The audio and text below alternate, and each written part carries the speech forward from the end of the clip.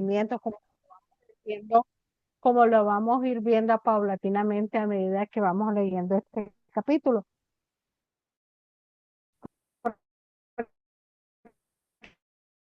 Y el hipnotismo. Pero también hay que ver, bueno, una pequeña investigación de los descubrimientos que se hizo para hacer eso y luego sirvió para los descubrimientos científicos, por eso se está hablando de que cómo es que se fue preparando, preparando el territorio, porque hay un señor que se llama Pasteur, por ahí se Sí, pronuncia, el que hizo la fermentación, ¿no? El que ayudó a la pasteurización y a poder ayudarse también en 1871, déjeme ver si es 1871, sí, 1871 que ayudó para que los instrumentos se pudieran eh, hervir para quitarle los microbios. También hay un señor que fue el creador de la homeopatía, que es el señor Samuel Min Wang, por ahí se pronuncia él, que fue el fundador de la homeopatía, que experimentó con imanes y tuvo como base en los experimentos ya dados por Paracelso. También el doctor Wilbur William de 1600, que explicaba que la energía de la vida procedía de una fuerza magnética del Sol. Y hay algo aquí interesantísimo porque al inicio del estudio de Isis Simbelo, que habla aquí, déjame ver si no me pierdo, que habla de los imanes, ¿dónde está? ¿Dónde está? ¿Dónde está? Bueno, que habla del imán, que habla tan pronto como debajo de este colocó la piedra guión imán, con el salvaje terror parecía que el hierro para huir en él con odio severo. Este del hierro en la sangre nosotros tenemos hierro, por eso se dice que hay unas personas que son anémicas, pero es porque les falta hierro. Yo no sé, cuando leí esto, se me vino a la vista porque decimos nosotros muy, sin pensarlo, decimos que somos atraídas por otras personas o repelemos, entonces tiene que haber algo de ese imán que tenemos en la sangre. Ok. También viene que ver que más adelante nos va a hacer una simbiosis, creo que se dice, de Paracelso y Hermes. Lo que llevó a todos estos estudios que el magnetismo tiene que ver con el ser humano, también lo que lo llevamos en la sangre. Y hay algo más interesante todavía, porque hay un señor que ganó el premio Nobel de la Química, creo que fue en 1954, un señor que se llamó Lino Baurión, que descubrió las propiedades magnéticas que existen en la hemoglobina, o sea, que a- al final de la vida, tarde o temprano no hay nada nuevo, sino que estamos redescubriendo basado mucho en, lo, en los experimentos del carbono, el óxido de nitrógeno sin necesidad dicen que lo usaba con el ojo, sin usar ningún experimento, no experimento, sin usar ningún instrumento. Entonces, es eso una parte. Y ya que regreso, creo, Ernesto, también cuando se habló de este señor, ¿cómo que se llama? La ley, eh, Avogadro, abogado, ese señor, gracias, la ley de Roberto. Avogadro, sí. Esa de la Que sí. hay un librito que lo estamos leyendo los domingos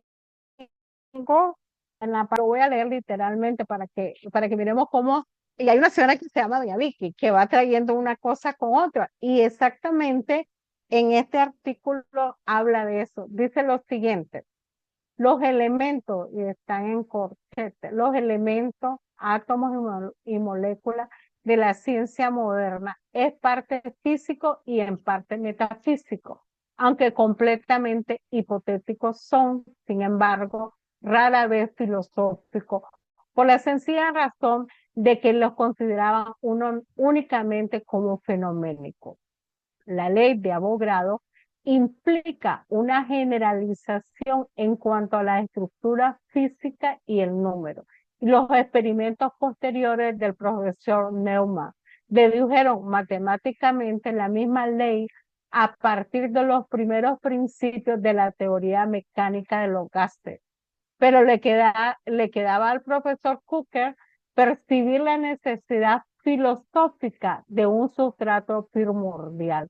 Y así se le señaló en la doctrina secreta y la base de la metaquímica. En otras palabras, una filosofía completa de la física y la química que ocupará el lugar de la mera hipótesis y el empirismo.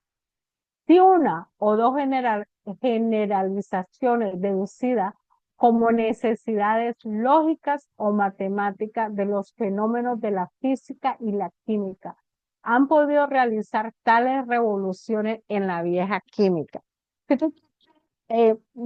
Como lo estamos viendo y como nos presentan, y da la casualidad que así nos lo está presentando en Isis Sin Velo, la, la, las dos, como decir, las dos bases de la mano, ¿no? Una es la parte física tangible en la cual puedo ver las cosas, pero en otras partes, la parte sutil que no tiene peso, pero sí podemos ver los efectos. Y esto es el preámbulo del capítulo anterior, porque recuerda que el capítulo anterior dice, ¿cómo pueden decir algo del mundo invisible, que es más visible que lo que nosotros creemos? Y aquí vamos a ver cómo el magnetismo animal está impregnado de esa energía, vaya la redundancia, de esa energía magnética en el cual todos tenemos participación en ello.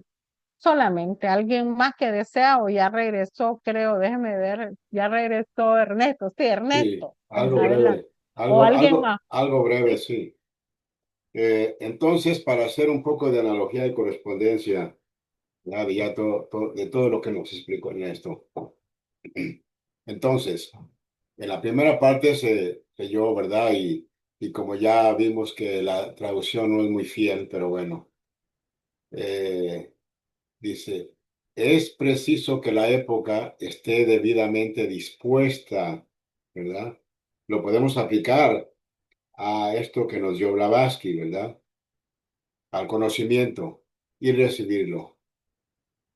Pues muchas ideas no dieron fruto, pero sí lo dieron. O sea, es lo que dice, no dieron fruto por haber caído en suelo estéril. Pero tan luego como el tiempo maduró, ¿verdad? La semilla echó raíz y más tarde fruto. Esto lo vemos, por ejemplo, en los desiertos. La semilla ha estado ahí, pero mientras el terreno está estéril, ¿verdad? Entonces no nace. Una vez que cae el elemento faltante, ¿verdad? El agua, que llueve por los desiertos, hay semillas que tenían ahí 30, 40 años y surgen, ¿verdad? Y dan el fruto. Así, en esta enseñanza que nos ha dado Blavatsky, podríamos preguntarnos qué tan estéril ha estado el suelo. Aquí se refiere a la parte mental de la humanidad. ¿Cuántas mentes han sido capaces de tratar de percibir lo que se ha entregado? Por eso se dice que en la Trinidad Secreta o en otro documento que se tardarán siglos para que comprendamos lo que se dio a través de Blavatsky, de los maestros, ¿verdad? En pocas palabras, por eso, una vez que el tiempo madura, la semilla echa raíz y luego da su fruto. En este caso podemos ver que, aunque sean pocos estudiantes, ha habido un fruto teosófico, porque están todas las logias unidas, está la sociedad teosófica, ¿verdad? Todo eso, aunque a veces se van tergiversando las cosas, pero hay un fruto y esta enseñanza es lo que dice adelante, es como el puente, ¿verdad? Que salva a, a ese abismo, aquí dice entre la química y la alquimia, la antigua, en este caso, es lo que salva al pensamiento moderno y entra el pensamiento antiguo para que haya una comprensión, ¿verdad? De estas teorías. Por eso, lo importante es de que cuando dice aquí, si se hubiesen estudiado con un criterio imparcial las enseñanzas químicas, en este caso, entonces cualquier enseñanza, si se estudia con un criterio imparcial, puede dar fruto. Y es lo que el estudiante de teosofía trata de hacer, ¿verdad? Que no somos la mayoría, pero es la idea para que den fruto todas estas enseñanzas. Y el fruto a grandes rasgos y a grandes tiempos venideros, podríamos decir que el fruto es el adeptado. Claro, no estamos trabajando para el adeptado, pero el resultado se va a dar. Estamos supuestamente en esta época eh, eh, en la renunciación, de acuerdo a la voz del silencio, ¿verdad? Ahora nos toca renunciar porque somos los atlantes que en la Atlántida no logramos el estado evolutivo que debiésemos haber logrado y seguimos encarnando como egos, ahora nos toca la renuncia. Porque Blavatsky dice, si tan solo supieran que son nirvanis, ¿verdad? Que hemos regresado. ¿Por qué nirvanis, nirvanos? Bueno, porque no hemos renunciado al fruto, ¿verdad? Entonces, esta es la idea que quería traer con esta lectura para dar un poco de analogía y correspondencia del punto de vista de la filosofía que se ha presentado. Gracias, Daniel. Okay, hermano, ahí disculpen esta conexión, a ver que están conspirando de Oscuratis. Están unas imágenes, Ajá. vamos a ver las imágenes que estamos viendo. Esta era la última que puse de Ampere. Miren su frente amplia, la nobleza, ¿no? Ampere, esa fuente eléctrica. Ampere, ahora estamos con el barón Reichenbach, que tanto descubrimientos hizo este gran alemán. Miren su semblante, también mira, bastante estudioso, esta mirada, la calvicie. El barón Reichenbach, que con su voz dice que le mostró el camino para Paracelso. En este caso, como estamos leyendo de Reichenbach, cuando dice Elena. Esta es la fuerza ódica. Cuando se mira la primera imagen, está una mano, que eso es lo que irradia a uno, esa emanación, ese magnetismo, fue lo que hizo este hombre, esa comparación. Y después hubo otra cámara, Kirseman, que hace esto cuando la energía toca un cristal a la derecha, es diferente, la mano, donde más poderosa la emanación, en la frente y en la boca. Por eso es que cuando curaban los antiguos, los apóstoles o Jesús, le hacían imposición de manos, le transmitía el poder directamente, pues, en este caso. Eliphas Levi, muy comentado en esta obra, este mago oscuro, viene ese rostro, hermano, muy diferente a los anteriores. Este se mira con más nivel de maldad en ese rostro, esa mirada un poco perdida, la frente amplia, esa barba. Eliphas Levi, este mago, que Elena lo comenta bastante, que se perdió en la luz astral. Eliphas Levi, me encanta. Paracelso, estuve analizando un poco su biografía, que estoy comentando que se dice que esta fue una encarnación previa de Elena. Imagínense, hermano, una encarnación previa, el más grande ocultista de los tiempos medievales, Paracelso.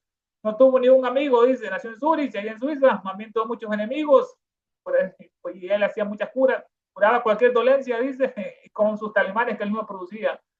Y todo el dinero que agarraba lo distribuía con los pobres. Murió a los 48 años, víctima de un enemigo oculto, y murió el gran Paracelso, en este caso, Zurich, Paracelso. Esto que hemos analizado ahorita, los medios, hermano, aquí en el PDF,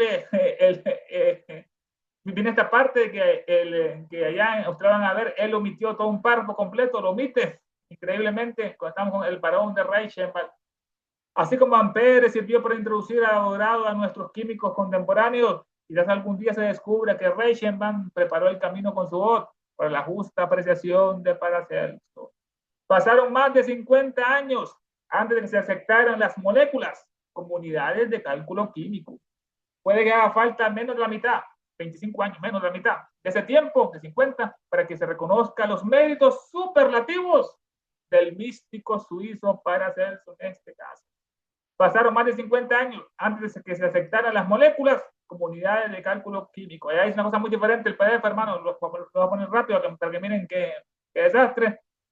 Dice, bueno, vamos a leer en esta parte. Dice, bueno, en esta parte, el puente que salva el abismo abierto entre la nueva química y la vieja alquimia es pequeño en comparación del tendido más audazmente al pasar de la teoría dualística a la unitaria. Hace tan solo 50 años se consideraba la molécula como el tipo unitario de las combinaciones químicas. Muy extraño, miren eso, vamos a analizarlo. Hace solo 50 años se consideraba las moléculas como el tipo unitario de las combinaciones químicas. Vamos al original, pues acá. Pasaron más de 50 años antes de que se aceptaran las moléculas como unidades de cálculo químico. Y tiene sentido, aquí esa trama, la sintaxis. Pasaron más de 50 años antes de que se aceptaran las moléculas como unidades de cálculo químico. Las moléculas quiere decir pequeña masa, literalmente, molécula, pequeña masa. Es la partícula más pequeña de una sustancia que conserva sus propiedades químicas y puede estar formada por uno o más átomos, ya sean iguales o diferentes, oxígeno o dos, ¿no? Unidos por enlaces químicos, o tres de esos dos, ¿no? Unidos por enlaces químicos de moléculas. Las moléculas son fundamentales para entender la composición y comportamiento de la materia. Es la unidad mínima de una sustancia, la molécula, que mantiene sus características químicas y puede existir de forma independiente. Pasaron más de 50 años antes que se aceptaran las moléculas como unidades de cálculo químico. Hace tan solo 50 años se consideraban las moléculas como el tipo unitario de las combinaciones químicas. Una traducción rara.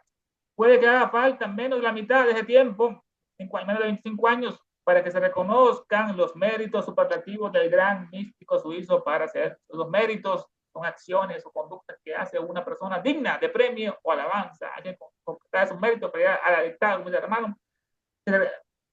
Deben pasar, hermanos, menos de 25 años para que se reconozcan los méritos superlativos del místico suizo. Superlativos expresa la cualidad en su grado máximo sin comparación. Ese es un superlativo.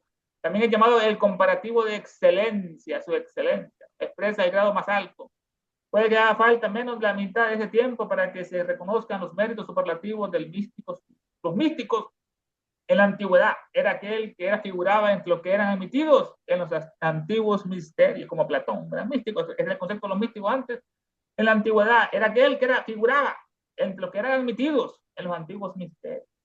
En nuestra época es aquel que practica el misticismo, ya va cambiando, y profesa ideas místicas trascendentales. Dice Isis Simbel en otra parte, se da el nombre de místico a los iniciados, pero en la Edad Media y en periodos posteriores se aplica dicho término a aquellos hombres que, como Jacobo Ben, el teósofo, el zapatero, Molinos, el quietista, o Nicolás de Basilea y otros, creían en una comunicación interior directa con su Dios. Su Dios aquí es su arma, no con su espíritu divino. Crea una comunicación interior directa con su Dios, análoga a las inspiraciones de los profetas. El místico, no ha cambiado el concepto, puede que hagan falta menos de 25 años para que se reconozcan los méritos superlativos del místico suizo. Paracelso, muchas de las cosas que dijo han resultado ser proféticas. Era un clarividente de grandes facultades, uno de los más ilustrados y eruditos filósofos y místicos, un alquimista eminente. La química le es deudora del descubrimiento del gas nitrógeno o el azoe. Lo descubrió el nitrógeno. A Paracelso, padre de la química moderna, como se le ha llamado, se debe asimismo el descubrimiento de muchos preparados químicos y su aplicación en el arte de curar enfermedades. Como médico adquirió renombre universal. Paracelso, no como Hipócrates y otro. Como médico galeno adquirió Avicena adquirió renombre universal como médico. He aquí una de sus máximas que tenía él. Si amas a tu prójimo, no digas, nada hay que hacer en tu caso. No digas eso, ¿no? Antes debes decir, yo puedo auxiliarte sin saber cómo. Pero no hay que emprender las curas solamente con los medios contrarios, como hacen los antiguos médicos, sino que hay que hacerlo también valiéndose de los medios semejantes. No solo contraria contraris, en latín, sino también similia similibus. No solo los opuestos con opuestos, sino también los similares con similares, como aplicó después el padre de lo que es la homeopatía, que la hermana estuvo comentando en ese caso, los homeópatas, que curan enfermedades con su propio fluido, que la once, la cosa así.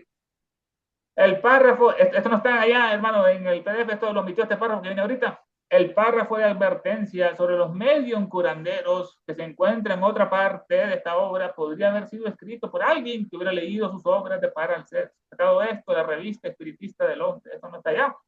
El párrafo de advertencia que nos advierte mucho contra esos medios, ¿no? El párrafo de advertencia sobre los peligros de la mediunidad, sobre los medios curanderos que se encuentran en otra parte de esta obra, podría haber sido escrito por alguien que hubiera leído las obras de Paracelso. Estos medios, que es lo opuesto a un adepto, es un ser diametralmente opuesto al adepto.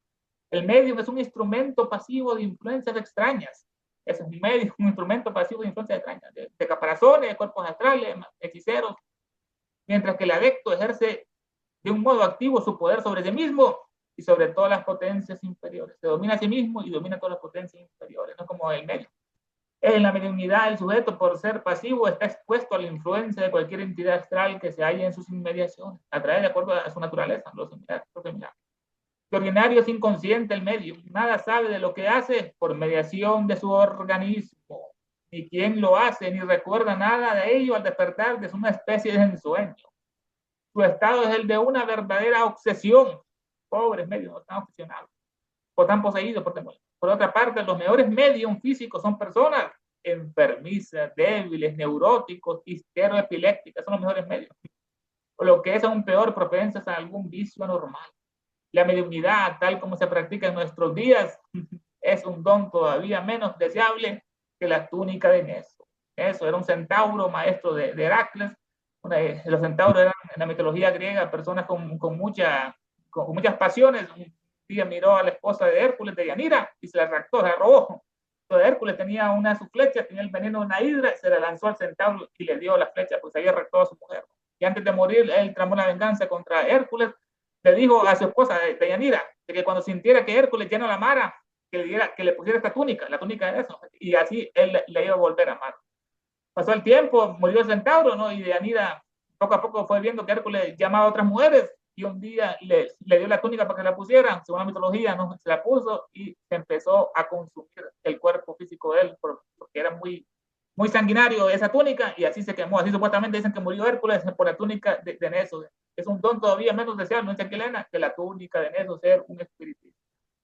Esto está sacado aquí en una llamada del From the London Spiritualist Journal, de una revista espiritista de Londres. Esta revista fue publicada en Londres entre los años de 1869 a 1882. El espiritista es un título clave del movimiento espiritista y significativo en relación con su desarrollo en Reino Unido, Inglaterra. Inusualmente para esa época se centraba más, especialmente esa revista, en las mujeres, debido a su predominio en el movimiento. Eran más frecuentes las mujeres espiritistas, tenían esas condiciones mentales, psíquicas, y esa revista se dedicaba más artículos para mujeres. El espiritismo surgió en Nueva York en 1848 con los toques de Rochester, después llegó a la mansión de los Eddy, llegó Elena, y vino a Olcott. El espiritismo surgió en Nueva York en 1848 y llegó a Gran Bretaña en la década de 1850. Sin una estructura central tenían ni el texto clave de Allan Kardec, nada de eso. La revista desempeñó un importante papel en el movimiento. Sir Arthur Conan Doyle, que fue el creador de Sherlock Holmes, fue uno de sus defensores, en este caso, del espiritismo. Para el PDF, hermano, vamos a ver, aquí pasa de un lado a otro. Dice, abrió el camino para estimar la valía para Celso. Hace tan solo 50 años se consideraba la molécula como el tipo unitario de las combinaciones químicas. ¿Y acaso no transcurra tanto tiempo sin que se reconozca el eminente mérito del místico suizo? Quien dice en una de sus obras, bueno, aquí se omitió todo el párrafo que leímos, hermano, de los medios, aquí no lo colocó, a saber por qué ese traductor saltó a esto. Dice Paracelso en una de sus obras, el gran Paracelso, debéis comprender que el imán es ese espíritu de vida en el hombre sano que busca el hombre infectado, ya que ambos se unen con el caos desde afuera, y así los sanos son infectados por los malsanos a través de la atracción magnética.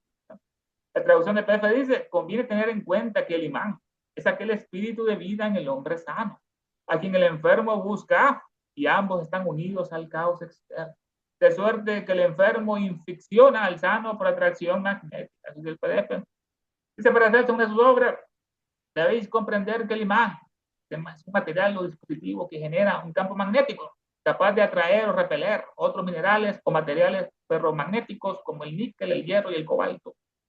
Dice Paracelso en una de sus obras, debéis comprender que el imán es el espíritu de vida en el hombre sano, es el espíritu de vida en el hombre sano, que busca el infectado. El enfermo busca el espíritu de vida de los sanos, ¿no? En este caso es muy frecuente, ¿no? Para poder curarse.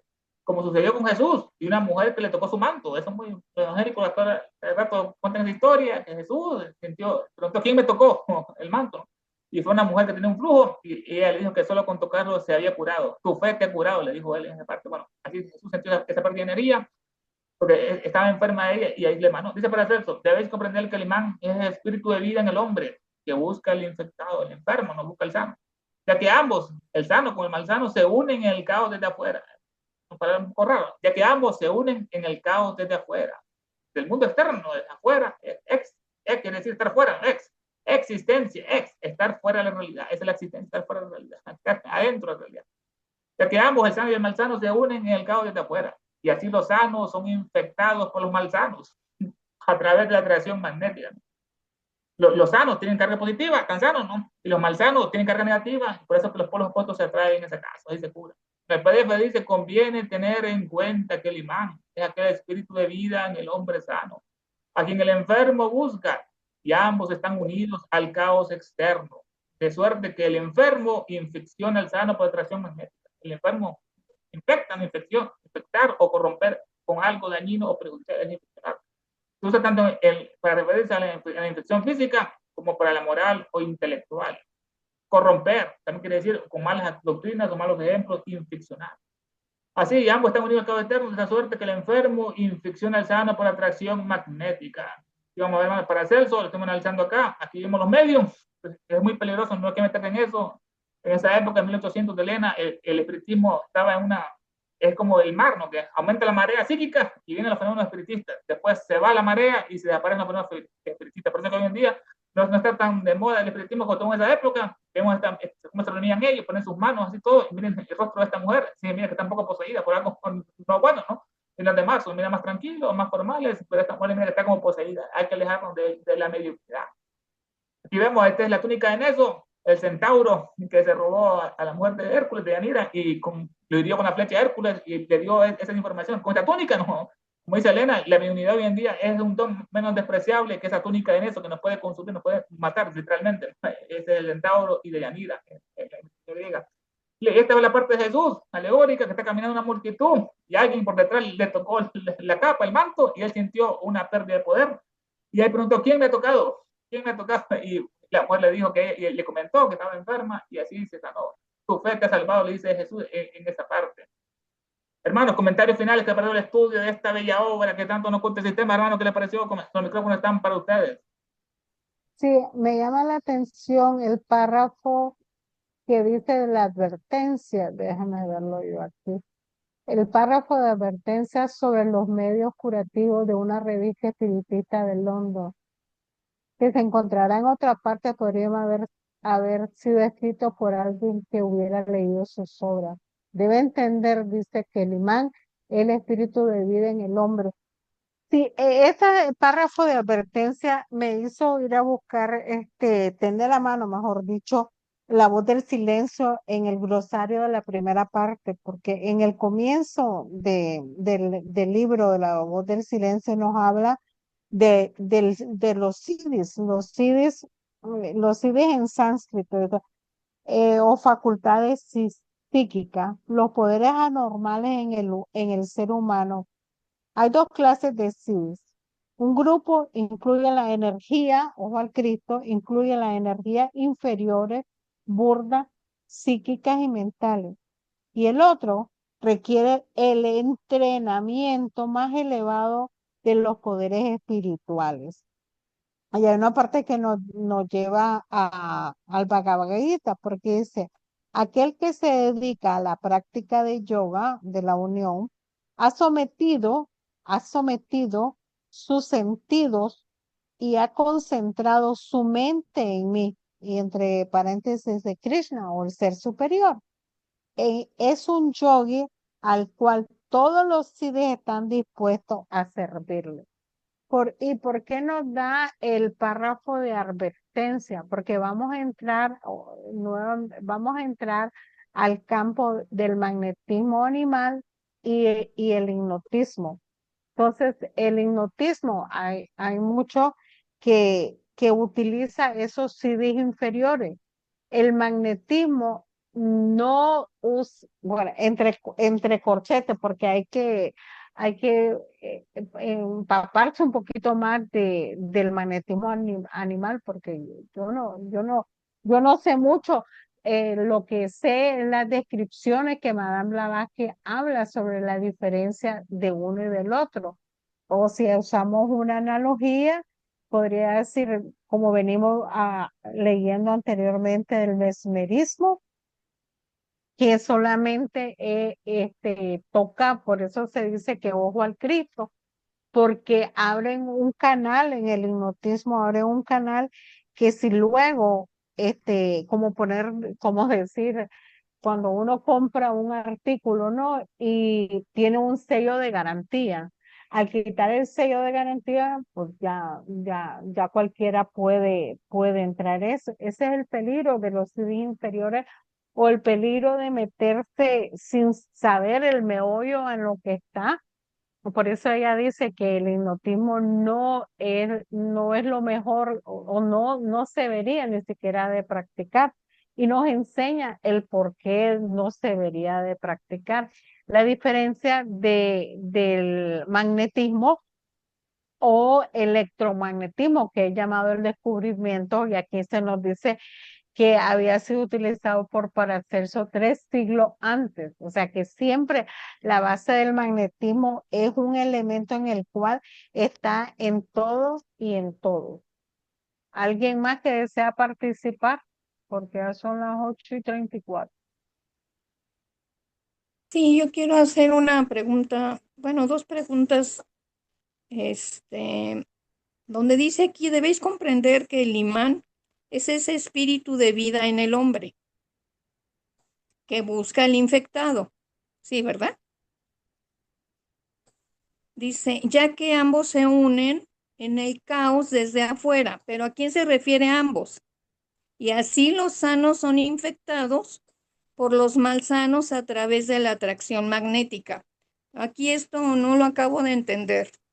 Y por Ambos, otro lado, también quiero preguntar, eh, ¿los imanes sirven realmente? ¿El que tengas imanes en tus manos puede ayudarte en algo, en tu salud?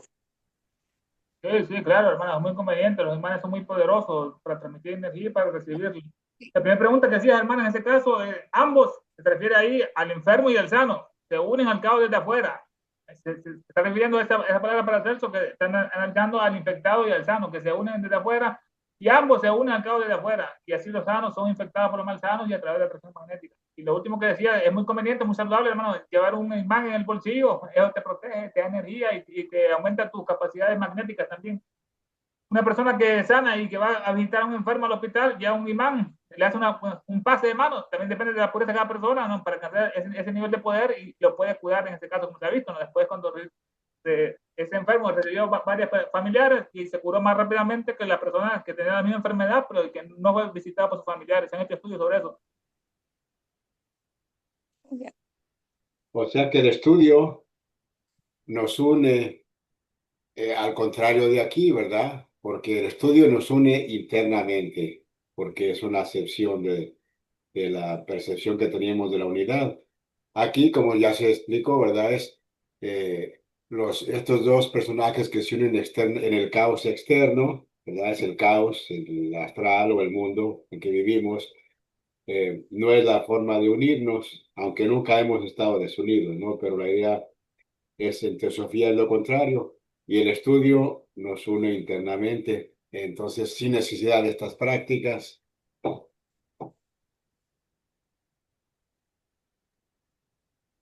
También lo que comentó la hermana anteriormente de los siddhis, es muy interesante, esos poderes.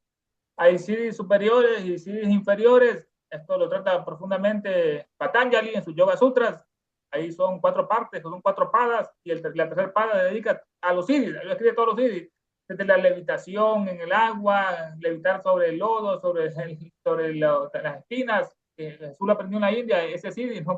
Con ese aire vital, el Udiana, la levitación, la lectura de pensamientos, la telepatía, esos son parte de los siddhis inferiores. los superiores, que nos comentaba la hermana, que también lo analiza Elena en la doctrina secreta, nos dice que de los superiores, el más inferior es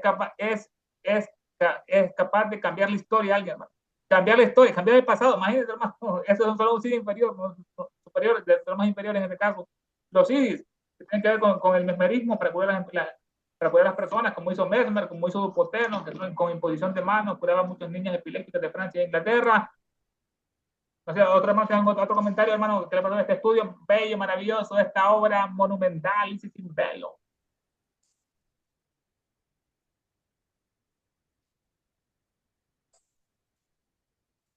Bueno, si no, pues gracias a todos. Gracias, entonces, te damos Gracias, buenas noches. Buenas noches, buenas noches a Esperanza. todos. Buenas noches, Todos, Dulce, todos. Ernesto, Buenas Dulce. así todos, Dulce. buenas noches Y también. buenas noches. Buenas Gracias, noches. Ernesto. Ahora, hermano, ahí disculpen, ahí No, está bien, ahí Está bien, vamos. gracias. Ahora, hermano.